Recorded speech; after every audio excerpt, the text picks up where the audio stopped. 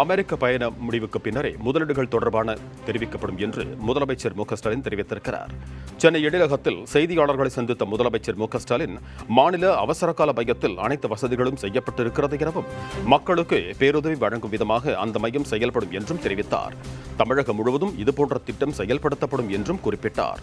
அமெரிக்க பயணத்தில் தொழில் முதலீட்டாளர்கள் சந்திக்க ஏற்பாடு செய்யப்பட்டிருக்கிறது எனவும் அமெரிக்க பயணம் முடிவுக்கு வந்த பின்னர் முதலீடுகள் தொடர்பாக தெரிவிக்கப்படும் எனவும் தெரிவித்தார்.